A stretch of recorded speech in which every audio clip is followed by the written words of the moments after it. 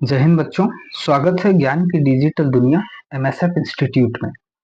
आज हम बात करेंगे कक्षा 9वीं अर्धवार्षिक परीक्षा 2025-26 के साइंस के मॉडल पेपर की। तो देखिए बच्चों, आप लोगों के जो अर्धवार्षिक परीक्षाएं हैं बहुत ही जल्द आपकी आने वाली हैं। संभवतः नवंबर में आपकी ये परीक्षाएं होंगी। तो आज हम बात करेंगे विषय विज्ञान यानी साइंस के मॉडल पेपर की, जो अर्धवार्षिक परीक्षा में आपको किस प्रकार से आता है। तो आइए हम देखते हैं कि कौन कौन से प्रश्न आपके इस परीक्षा में पूछे जाएंगे। जैसे आपको पता है कि आप लोगों को ये पता है कि 1 से 5 तक जो प्रश्न होते हैं ये वस्तुनिष्ठ प्रश्न होते हैं। वस्तुनिष्ठ का मतलब है कि इसमें सही विकल्प, सही जोड़ी, खालिस्तान, एक शब्द में उत्तर दीजिए, ये प्रश्न होंगे। फिर प्रश्न क्रमांक 6 से 23 तक आंतरिक विकल्प है। आंतरिक विकल्प का मतलब होता है उनमें अथवा आपको दिया होता है। अगला कुछ निर्देश यहाँ पे दिया है कि 6 से 17 तक अति लघुत्तरीय प्रश्न है और जिन्हें लगभग 30 शब्दों में लिखना है और प्रत्येक प्रश्न पर 2 अंक आपको दिए जाएंगे 6 से 17 तक। फिर प्रश्न क्रमांक 18 से 20 तक लघुत्तरीय प्रश्न होते हैं, ये आपको पता है। इनका उत्तर लगभग 75 शब्दों में आपको देना होता है और इन मतलब प्रत्येक प्रश्न पर इनमें 3 अंक निर्धारित होते हैं। प्रश्न क्रमांक 21 से 23 मतलब 21, 22 और 23, 3 प्रश्न ऐसे होंगे जिनके उत्तर आपको 120 शब्दों में देने होंगे और इन पर प्रत्येक प्रश्न पर 4 अंक निर्धारित होंगे। कितने अंक होंगे? 4 अंक। तो आप समझ सकते हैं कि हम ये कहें कि 18 से 20 मतलब 18, 19 और 20, 3 प्रश्न होंगे जो आप लोगों के 3 नंबर के होंगे। 3 नंबर के 3 प्रश्न और उसी प्रकार से 4 नंबर के जो प्रश्न होंगे वो भी 3 प्रश्न होंगे। ठीक है, और बाकी 2 अंक के और बाकी 1 अंक के। इसका मतलब 2 अंक और 1 अंक के जो क्वेश्चन होते हैं वो ज्यादा पूछे जाते हैं। तो आइए हम देखते हैं विज्ञान में क्या क्या रहेगा। हाँ, यहाँ पर देखिए सही विकल्प चुनकर लिखें। सही विकल्प चुनकर लिखिए। इसमें पहला प्रश्न है, गैसों के किस गुण के कारण इन्हें सिलेंडर में भरकर रखा जाता है? ऑप्शन नंबर ए संपीड़ता, ऑप्शन नंबर बी तरलता, ऑप्शन नंबर सी विसरण या ऑप्शन नंबर डी परासरण। तो आप बताइए कि गैसों की किस गुण के कारण इन्हें सिलेंडर में भरकर रखा जा सकता है। आप अपना उत्तर कमेंट बॉक्स में लिखते चलें, हम आपको इसके आंसर बताते चलेंगे और आप अंत में बताइए कि आपके कितने नंबर सही हुए। तो इसका सही उत्तर होगा संपीड़ता, कि गैसों का जो गुण है संपीड़ता, उसके कारण इन्हें सिलेंडर में भरकर रखा जा सकता है। अब संपीड़ता क्या है अगले किसी वीडियो में हम उसकी चर्चा करेंगे। अगला क्वेश्चन है, सोडा जल विलयन में विलेय होता है। तो आपको विलेय पूछा है। सोडा जल, सोडा जल मतलब आपने कोल्ड ड्रिंक्स वगैरह देखे होंगे, तो ये सोडा जल होते हैं। ऑप्शन नंबर ए है CO2, option number B SO2, option number C OH और ऑप्शन नंबर डी है O2। तो आपको बताना है कि इसमें सोडा जल विलयन जो होता है इसमें विलेय क्या होता है। तो हम कहेंगे सोडा जल विलयन में जो विलेय होता है वो होता है कार्बन डाइऑक्साइड। इसका सही उत्तर होगा कार्बन डाइऑक्साइड। तो पहले का संपीड़ता, दूसरे का कार्बन डाइऑक्साइड। अगला क्वेश्चन देखिए, क्वेश्चन नंबर 3, सोडियम नाइट्रेट का सूत्र होता है। ऑप्शन नंबर ए है NaNO3, option number B Na2NO3, option number C Na2NO2, NaNO2 और ऑप्शन नंबर डी है Na3NO2। आप अपना उत्तर कमेंट बॉक्स में लिखिए।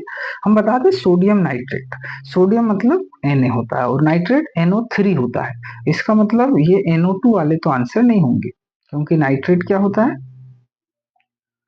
ना, नाइट्रेट होता है NO3।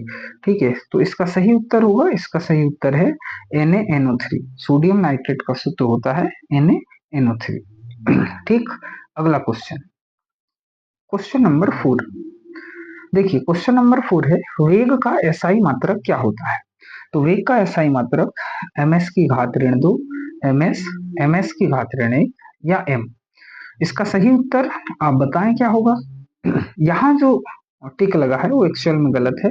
हम बात करें ms है ना, ms की पावर -1। ठीक है, तो ये मीटर प्रति सेकंड है, ये वेग का मात्रक होता है। और ms की घात ऋण 2 ये होता है त्वरण का।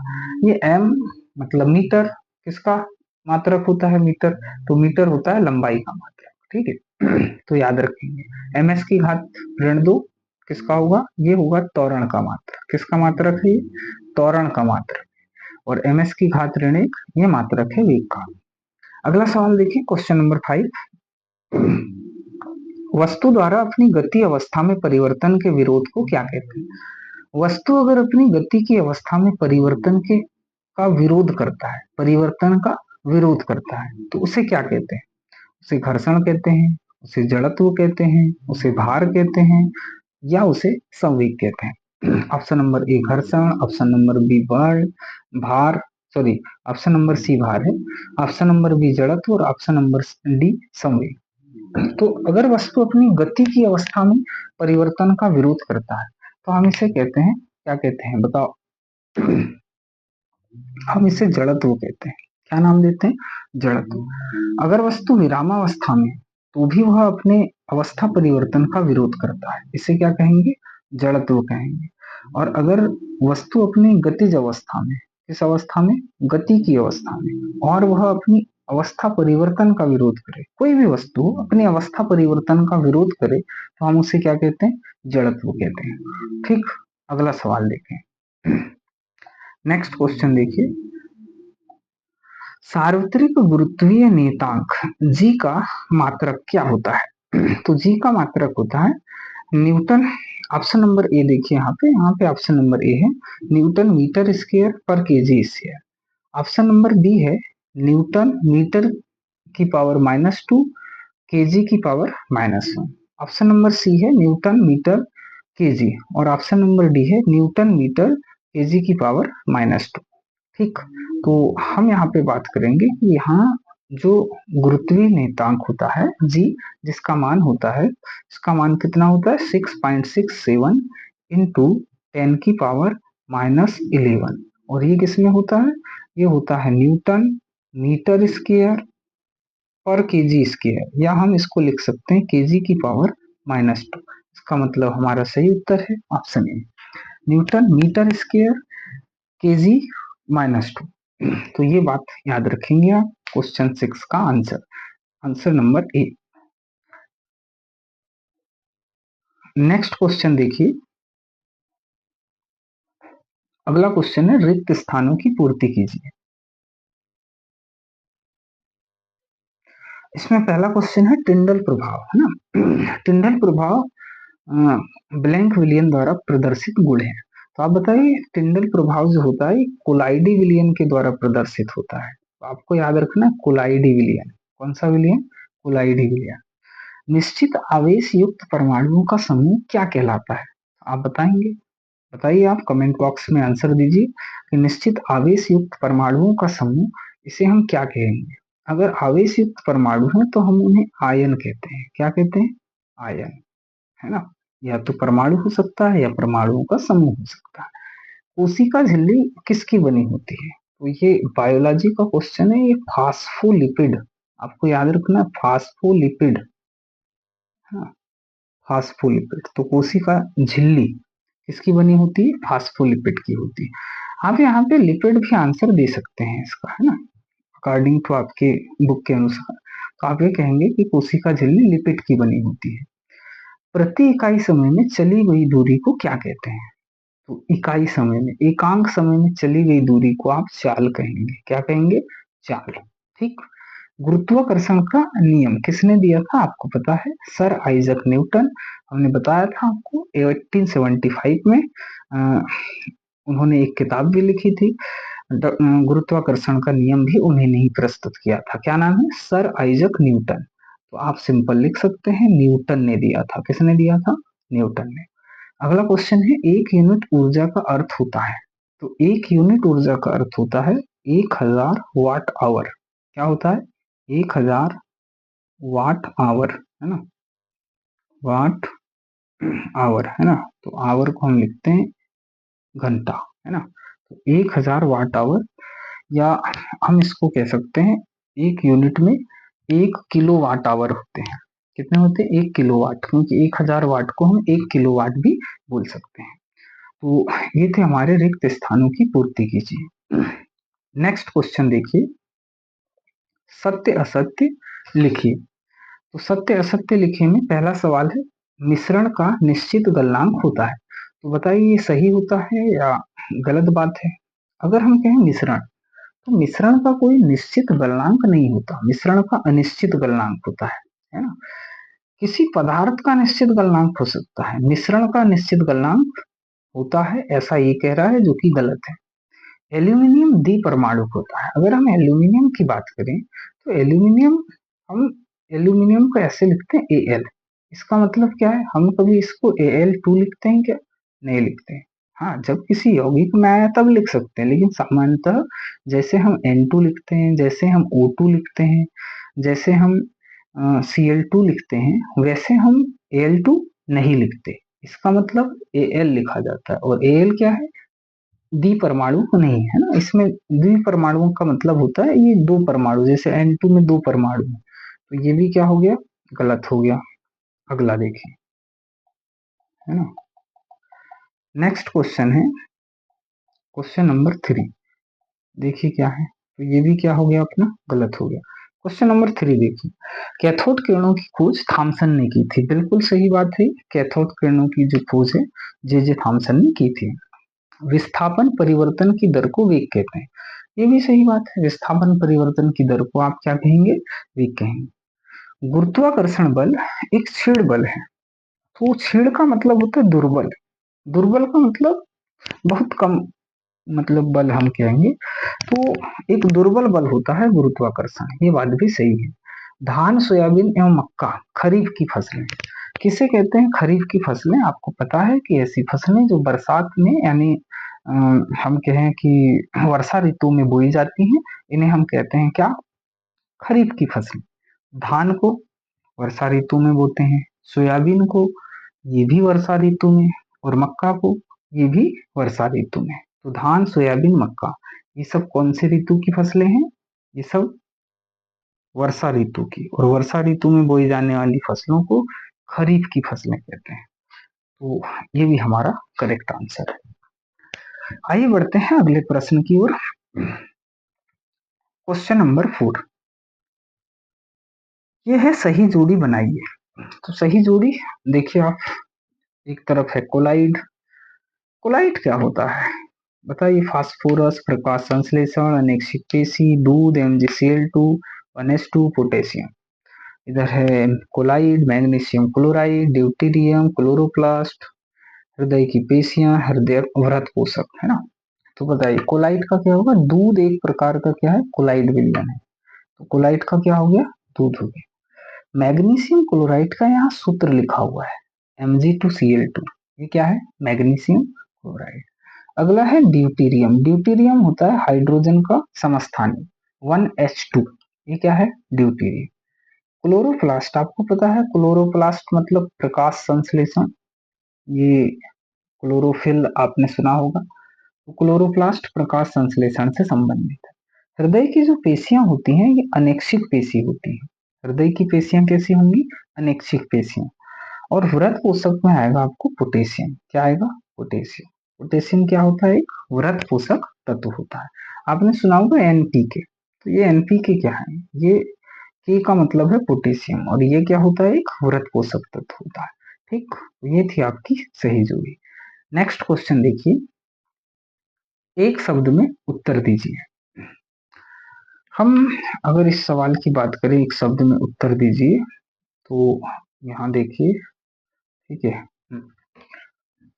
बताइए, पहला क्वेश्चन है मिल्क ऑफ मैग्नीशिया में परिक्षेपण माध्यम लिखिए। तो मिल्क ऑफ मैग्नीशिया में जो परिक्षेपण माध्यम है यहाँ पर होता है जल। तो इसका सही उत्तर हो गया जल। मिल्क ऑफ मैग्नीशिया में परिक्षेपण माध्यम क्या होता है? जल होता है। 1 ग्राम हाइड्रोजन में परमाणुओं की संख्या लिखिए। 1 ग्राम हाइड्रोजन में परमाणुओं की संख्या। तो 1 ग्राम हाइड्रोजन में जो परमाणु होते हैं वो होते हैं 6.022 इंटू 10⁻23। 1 ग्राम हाइड्रोजन में इतने परमाणु उपस्थित होते हैं।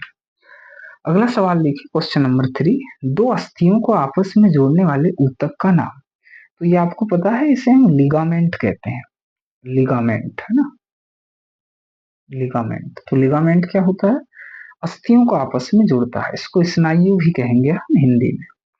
वेग समय ग्राफ का क्षेत्रफल क्या दर्शाता है? तो अगर वेग समय ग्राफ है तो ये दर्शाता है विस्थापन, है ना, सॉरी विस्थापन ऐसा लिखेंगे, विस्थापन, ये याद रखेंगे। वेग समय ग्राफ का जो क्षेत्रफल होगा क्या दर्शाएगा? विस्थापन। बल का जो एसआई मात्रक होता है वो न्यूटन होता है, बल का एसआई मात्रक न्यूटन होता है। ठीक, अगला क्वेश्चन, बोस इंडिकस किस जंतु का नाम है? तो बोस इंडिकस जो है ये गाय का नाम है। किसका नाम होता है? गाय, काऊ को हम कहते हैं बोस इंडिकस। ठीक, नेक्स्ट क्वेश्चन देखिए, तो ये याद रखेंगे आप, मिल्क ऑफ मैग्नीशिया में माध्यम जल होता है, परिक्षेपण माध्यम। 1 ग्राम हाइड्रोजन में परमाणुओं की संख्या 6.022 इंटू 10 की पावर 23। दो अस्थियों को आपस में कौन जोड़ेगा? लिगामेंट। वेग समय ग्राफ का जो क्षेत्रफल होता है वो क्या दर्शाता है? विस्थापन। बल का एसआई मात्रक क्या है?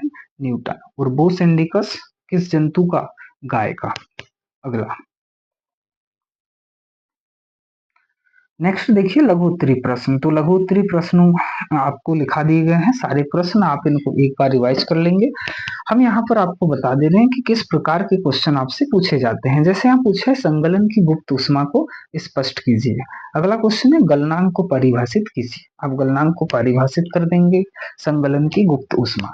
इसके अतिरिक्त और क्या क्वेश्चन याद रख सकते हो? तो आप याद रखिए क्वथनांक किसे कहते हैं, इसकी डेफिनेशन आपसे पूछी जा सकती है। आपसे पूछी जा सकती है विसरण किसे कहते हैं, तो विसरण भी आप इसके साथ में याद रखेंगे। अगला क्वेश्चन देखिए, शुद्ध पदार्थ है ना, ठीक है। नेक्स्ट क्वेश्चन देखिए, शुद्ध पदार्थ क्या है? तो व्हाट इज प्योर? तो शुद्ध पदार्थ हमने बात की थी कि शुद्ध पदार्थ एक तो तत्व होते हैं, दूसरे यौगिक होते हैं, उन्हें हम शुद्ध पदार्थ कहते हैं। यौगिक किसे कहते हैं उसका उदाहरण दीजिए। तो यौगिक जैसे जल हो गया, कार्बन डाइऑक्साइड हो गया, इसके आप एग्जाम्पल दे सकते हैं। इसके अतिरिक्त क्या सवाल याद रखना है? तो आपको याद रखना है तत्व किसे कहते हैं, है ना? आपको ये याद रखना है मिश्रण किसे कहते हैं। वैसे मिश्रण का सवाल आगे हो सकता है, तो तत्व और मिश्रण ये बात भी आप याद रखेंगे इसके साथ में। अगला सवाल देखें, क्वेश्चन नंबर 8। यह एक मोल को स्पष्ट कीजिए, है ना? ये मोल इंपॉर्टेंट क्वेश्चन बनता है, हमने आपसे लिखवाया भी हुआ है, तो आप इसे एक बार देख लेंगे कि मोल क्या है। अगला क्वेश्चन है परमाणु द्रव्यमान इकाई को परिभाषित कीजिए, है ना? तो एटॉमिक मास यूनिट, इसकी परिभाषा लिखनी है, आप लिख देंगे, ये बताया हुआ है आपको। अगला क्वेश्चन, क्वेश्चन नंबर 9, कार्बन और सोडियम परमाणुओं के लिए इलेक्ट्रॉन वितरण लिखिए। हमने आपसे बताया था कार्बन को किस तरीके से दर्शाना है, सोडियम को किस तरीके से दर्शाना है ना, कि आपको 3 कक्षाएं बनानी है। ठीक है, पहली कक्षा में 2 इलेक्ट्रॉन, दूसरी कक्षा में जितने होंगे उतने इलेक्ट्रॉन, तो 2 8, फिर तीसरी कक्षा में 1 इलेक्ट्रॉन, ये सोडियम के लिए होता है। तो यही आपको दर्शाना है, ठीक है। तो इलेक्ट्रॉनिक वितरण आप क्वेश्चन नंबर 9 के साथ में दर्शा देंगे। अगला क्वेश्चन देखिए, कैथोड किरणों की 2 विशेषताएं। तो हमने आपको 4 विशेषताएं लिखाई, आप 2 विशेषताएं लिख देंगे, कैथोड किरणों की विशेषताएं। नेक्स्ट क्वेश्चन देखिए, समपराशरी विलयन किसे कहते हैं? ठीक है, ऐसे विलयन जिनके परासरण दाब समान होते हैं क्या कहलाते हैं? समपराशरी। तो ये बात याद रखेंगे, समपराशरी विलयन। ठीक, एंडोसाइटोसिस किसे कहते हैं? ये इंग्लिश में लिखा हुआ है ना, एंडोसाइटोसिस। ठीक है, कोशिका विभाजन से संबंधित ये क्वेश्चन है, तो आप कोशिका विभाजन देखेंगे, वहां आपको 2 प्रकार की कोशिका विभाजन मिलेगी, है ना? एक को हम कहते हैं समसूत्री विभाजन, एक को हम कहते हैं अर्धसूत्री विभाजन। तो आप इसका जवाब लिख लेंगे। नेक्स्ट क्वेश्चन, वायुवीय ऊतक के 2 कार्य लिखिए, है ना? तो आपको एरियोलर टिश्यूज के क्या लिखना है? कार्य लिखना है, कौन कौन से कार्य होते हैं। स्टोमेटा के कोई 2 कार्य, तो आप स्टोमेटा के कार्य लिख देंगे। त्वरण किसे कहते हैं? इसका सूत्र एवं मात्रक लिखिए। त्वरण क्या है? इसका सूत्र लिखना है, इसका मात्रक लिखना है। एक समान वृत्तीय गति किसे कहते हैं? ठीक है, तो वृत्तीय गति से सवाल है, एक समान वृत्तीय गति क्या है ना? क्वेश्चन नंबर 13, औसत चाल किसे कहते हैं? तो आपको डेफिनेशन देना है औसत चाल की, और यहाँ पे 2 नंबर का ये सवाल होगा। अगला क्वेश्चन देखिए, औसत चाल किसे कहते हैं? एक समान और असमान गति को स्पष्ट कीजिए। तो एक समान गति क्या है और असमान गति क्या है, इनकी आपको डेफिनेशन लिखना है। अगला सवाल है गति का प्रथम नियम। तो आपको तीनों नियम याद रखने हैं, प्रथम नियम, द्वितीय नियम, तृतीय नियम। ठीक है, तो गति का प्रथम नियम इंपॉर्टेंट है, इसके साथ में आप द्वितीय नियम भी याद रखेंगे, इसके साथ में आप तृतीय नियम भी याद रखेंगे। ठीक है, प्रथम द्वितीय तृतीय। संवेग संरक्षण का नियम लिखिए। हमने आपको बताया था कि संवेग संरक्षण का नियम क्या है, तो आप इस नियम को नोट डाउन कर लेंगे, है ना। नेक्स्ट क्वेश्चन, गुरुत्वीय त्वरण किसे कहते हैं? Question number 15। गुरुत्वीय त्वरण है ना, जिसे हम स्मॉल जी से डिनोट करते हैं, इसका मान होता है 9.8, है ना। तो ये बातें याद रखेंगे, ms की घात ऋण 2 इसका मात्रक होता है। ठीक है, तो गुरुत्वीय त्वरण क्या है, आर्किमिडीज का सिद्धांत क्या है, ये लिखाया हुआ है आपको, इस सवाल का जवाब आप दे देंगे। नेक्स्ट क्वेश्चन देखिए, क्वेश्चन नंबर 16। 16 नंबर प्रश्न है, ऊर्जा संरक्षण का नियम लिखिए। तो आपको पता है ऊर्जा को ना तो नष्ट किया जा सकता, ना ही उत्पन्न किया जा सकता, यही ऊर्जा संरक्षण का नियम है। गतिज ऊर्जा किसे कहते हैं, इसका सूत्र लिखिए। तो आपको पता है गतिज ऊर्जा का सूत्र क्या होता है, गतिज ऊर्जा का सूत्र is equals half M V square, है ना। तो ई बराबर 1/2 एम इंटू वी स्क्वायर। तो ये हो गया आपका गतिज ऊर्जा। ठीक, आप याद रखेंगे। खरपतवार किसे कहते हैं, अगला सवाल है, खरपतवार किसे कहते हैं, इसके कोई दो खरपतवार के नाम लिखिए। आपको पता है फसलों के साथ में जो एक्स्ट्रा पौधे उगाते हैं उन्हें क्या कहते हैं, खरपतवार के। आप डेफिनेशन अच्छे से लिख लेंगे। अगला सवाल है देखिए, हरी खाद क्या है, इसके कोई दो लाभ लिखिए। तो ग्रीन मैन्योर क्या होता है, हरित खाद क्या होता है, ये आपको बताना है। नेक्स्ट क्वेश्चन देखिए, अब ये जो क्वेश्चन है 18, 19, 20 ये 3-3 नंबर के क्वेश्चन है। 3 सवाल है, अपने को यहाँ 6 सवाल दिए। समस्थानिक किसे कहते हैं, हाइड्रोजन के समस्थानिकों के नाम लिखो। तो समस्थानिक, हाइड्रोजन के समस्थानिक, है ना, प्रोटियम, ड्यूटेरियम, ट्राइटियम, ये आपको पता है। इलेक्ट्रॉन, प्रोटॉन एवं न्यूट्रॉनों के गुणों की तुलना कीजिए। कोई 3 अंतर आपको बताना है। आप बता सकते हैं इलेक्ट्रॉन का द्रव्यमान, आप बता सकते हैं इलेक्ट्रॉन इनके मतलब भार बता सकते हैं, इनका द्रव्यमान बता सकते हैं, इन पर आवेश बता सकते हैं। ठीक है, इनके खोजकर्ताओं के नाम लिख सकते हैं। तो ये कोई 3 अंतर आप इनमें बता देंगे। नेक्स्ट क्वेश्चन देखिए, प्रोकैरियोटिक कोशिका एवं यूकैरियोटिक कोशिका में अंतर लिखिए। तो आप समझ सकते हैं, सबसे पहले में मतलब ये क्वेश्चन दोनों अंतर वाले ही हैं। इसका अथवा भी है, पादप कोशिका एवं जंतु कोशिका में अंतर लिखिए ना। ये देखिए क्या है, पादप कोशिका तथा जंतु कोशिका में अंतर। ठीक है, तो ये मोस्ट आईएमपी सवाल है, प्रोकैरियोटिक एवं यूकैरियोटिक में अंतर या पादप एवं जंतु में अंतर, या तो 3 नंबर में आ सकता है या 4 नंबर में आ सकता है। नेक्स्ट क्वेश्चन देखिए, यहाँ क्वेश्चन लिखा है कि एक बल्ब है जो 40 वाट का है, प्रतिदिन 10 घंटे उपयोग किया जाता है। बल्ब द्वारा एक माह में खर्च की गई कुल विद्युत ऊर्जा यूनिट में परिकलन कीजिए। तो यहाँ पे हमने आपको बताया था इलेक्ट्रिसिटी में कि किस प्रकार से आपको मतलब यूनिट क्या करना है, कैलकुलेट करना है। ठीक है, और एक यूनिट का मतलब होता है 1000 वाट आवर। 1000 वाट आवर ये मतलब क्या होता है, ये होता है 1000 वाट आवर, या हम इसको कह दें 1000 kWh, है ना। तो 1 kWh इसी को हम कहते हैं यूनिट। ठीक, तो यूनिट में किस प्रकार से कैलकुलेट करना है हमने आपको बताया था, ये आप ज्ञात कर लेंगे। नेक्स्ट क्वेश्चन देखिए, एक कार है ना, 1500 किलोग्राम इसका भी मतलब हम कहें इसका मास है। तो 1500 केजी की एक कार 20 मीटर प्रति सेकंड की चाल से चल रही है। इसे रोकने के लिए किए गए कार्य की गणना कीजिए। तो आप कार्य की गणना यहाँ से कर सकते हैं। ठीक है, अगला सवाल, दीर्घ उत्तरीय प्रश्न, और ये है 4 नंबर के प्रश्न। पहला सवाल है, निम्नलिखित तापमान को केल्विन इकाई में परिवर्तित कीजिए। तो यहाँ आपको डिग्री सेल्सियस दिया है, केल्विन में जोड़ना है। क्या करेंगे, 273 ऐड करनी है ना। आपको पता है उनकी के बराबर क्या होता है, 273 प्लस सी होता है।